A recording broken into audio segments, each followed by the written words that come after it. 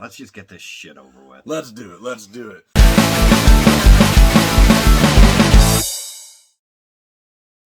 Welcome to Stupid Movies, where him and I watch them so you don't have to. That is right. And this week you do not have to watch Frightvision. 2020, 102 minutes long, not rated.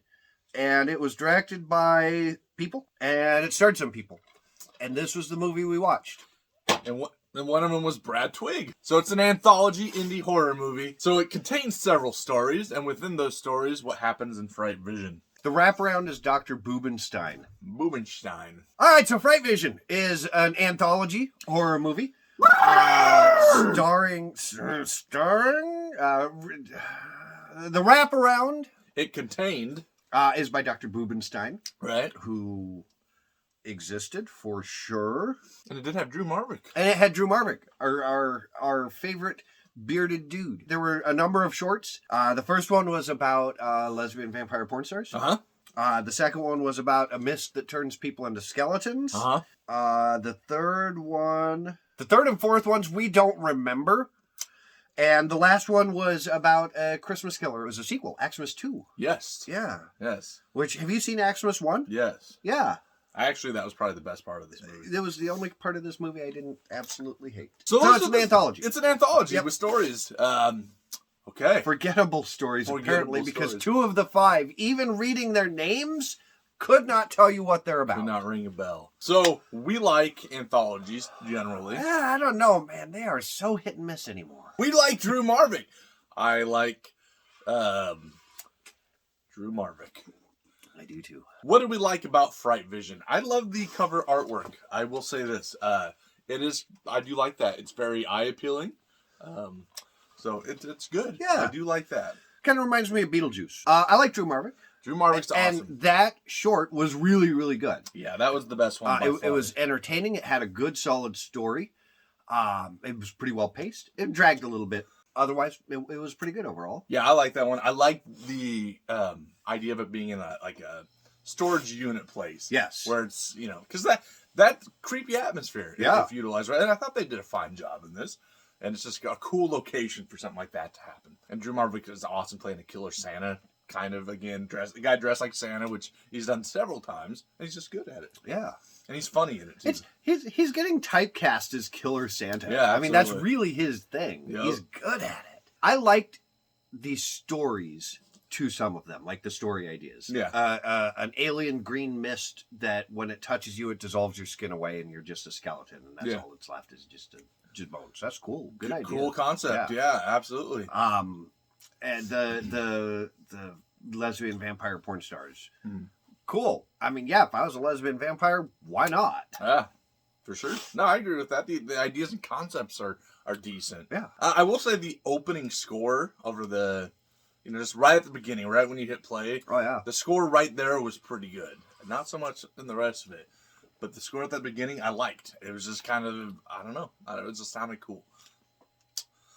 That's all I have. Yeah, I'm out. Okay. I'm out. I'm sorry. We don't like it when we don't have a lot to like about a movie, because that means we probably don't like the movie, and we don't like that. So what did we not like about this movie? Terrible acting. Yeah, we both went the acting. Hell yeah. The acting, for the most part, sucked across the board. Pretty much all of them. Really rough. Really rough. I mean, that last one, Xmas 2, had some pretty decent acting. Yeah. That one there was some little rough bits here and there, but that one was at least acceptable. Yeah. I mean, Drew Marvick, he did good. Yeah. Well, and I thought the main girl did a good job. Yeah. The production quality on pretty much across the board, because even Xmas 2, I mean, it was probably the best. Yeah. But it's still, I mean, again, it's low budget. It's low budget. We're pretty forgiving on that. But it looked like shot on camcorder. Yeah. A lot of it looked like it was a single take. The ADR was rough. The sound was rough. The lighting was fine, for the most part. Speaking of the sound, the skeleton story, partway through the audio just stopped. There's a scene and the audio just nothing. No background sound or anything for like a minute, minute and a half. There were some horrible sound choices there. Yeah. And I got really excited because all of a sudden there was no sound. Like, it's over! Nope. Nope. The special effects in this were terrible. Obviously, a dude holding a skeleton arm in his shirt. Yeah. I mean, it was bad. I mean, those skeletons were like the cheapest you can get from Dollar Tree or Wish.com. Yeah, you know, I mean, because they were all sparkly, shiny, clean, and yeah, it was rough. The host, Dr. Boobenstein. I didn't like the host segments at all. No, it just didn't. It was bland. It was boring. She had no personality. Nothing to her. She's just like, it's like she didn't even want to be there. And you could tell she was totally reading something. Yeah. Next to the cake, you could see her eyes, and they try to cover it with her hair and stuff. I'm like, no, there's like no background. It's just a plain back. Like, this sucks. Yeah. I mean, our background kicks ass, and we're just two dudes in a basement with a phone. Yeah.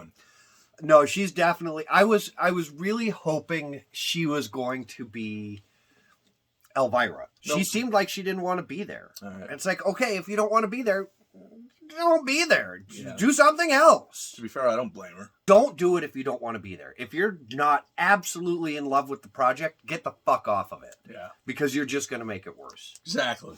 I agree. And I that's a question. I mean, that's your sound guy, your editors, your cameramen. All of those people need to be in love with what you are doing. Yep. And if they're not loving it, you're going to get a shit final product. Poor execution across the board. Everything was just blah. Yeah, boring pacing. Way too long. Why did this have to be an hour and 42 minutes or whatever it was? Something like that. Way too long. I just bleh. I expected more.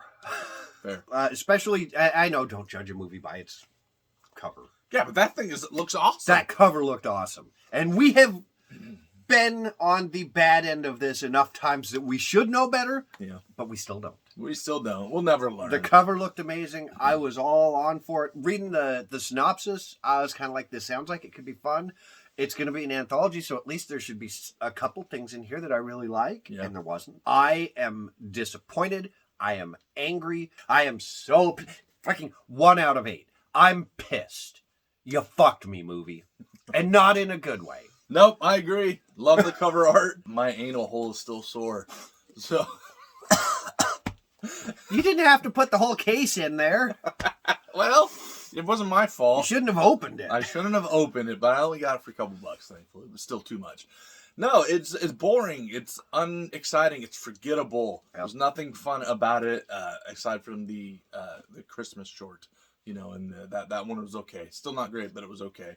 I love me some Drew Marvick, but yeah, very not so great. I didn't enjoy it at all. So 1 out of 8. That's all I'm gonna say. So yeah, that was my snot hand. Oh, I'm just messing with okay. You. No, I'm not. Anyway, have you seen Frightvision? It gave us Frightvision in the worst way possible. It made me want to claw my eyes out so I didn't have to see it anymore. Yeah, exactly. So if you've seen Frightvision, let us know in the comments below. Like, subscribe, tell your friends. Hit that bell so you see when we're talking about stuff. Yeah. And do that, and we'll give you more Frightvision than this piece of shit did. Check us out over on Facebook.com/StoopidMovies. That's right. Instagram @StoopidMovies, @TheHorrorPunk. You can email us, StoopidMovies@Outlook.com. Tell your friends! Just do it.